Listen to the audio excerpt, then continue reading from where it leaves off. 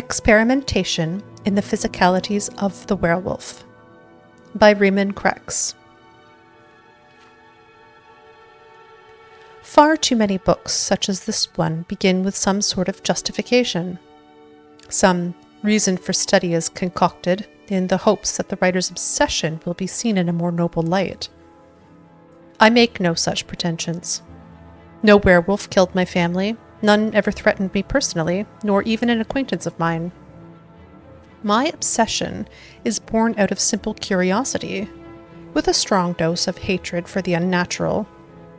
Is it possible to hate something without having been done harm by it? I am no philosopher, and thus here ends my introduction.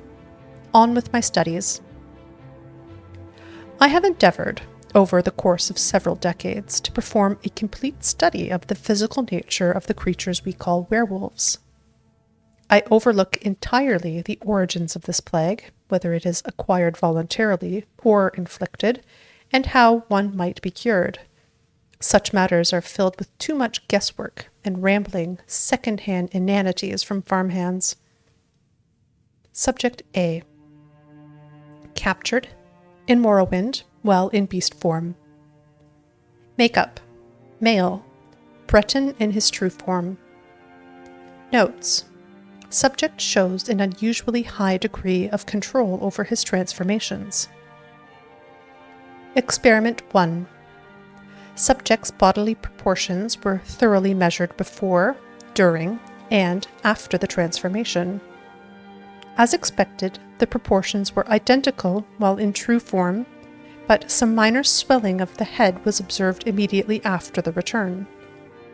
Changes observed during transformation.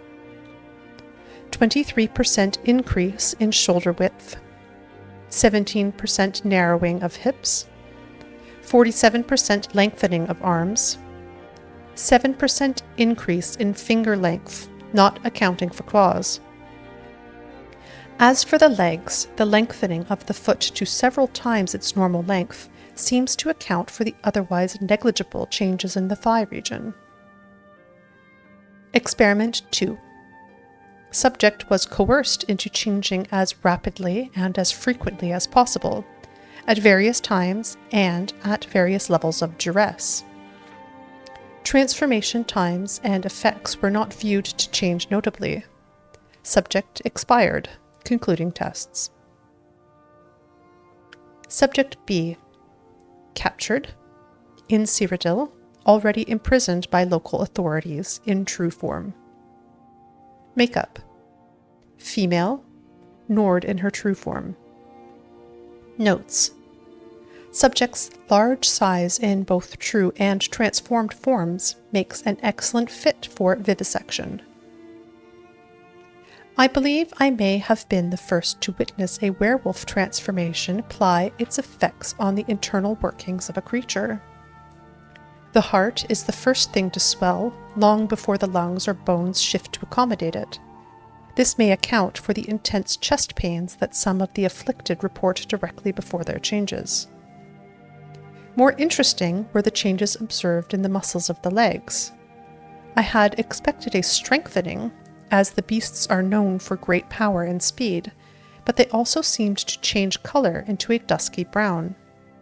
This could also be attributed to blood loss from the procedures. Before the subject expired, I worked applying some known remedies for the disease directly to internal organs.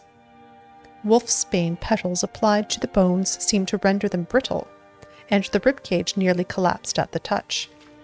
The juice of ripened belladonna berries was pressed directly into the veins, and they could be seen to shrivel behind the flow as it moved through the system. Upon reaching the heart, the major vessels pulled away completely, and subject expired within minutes.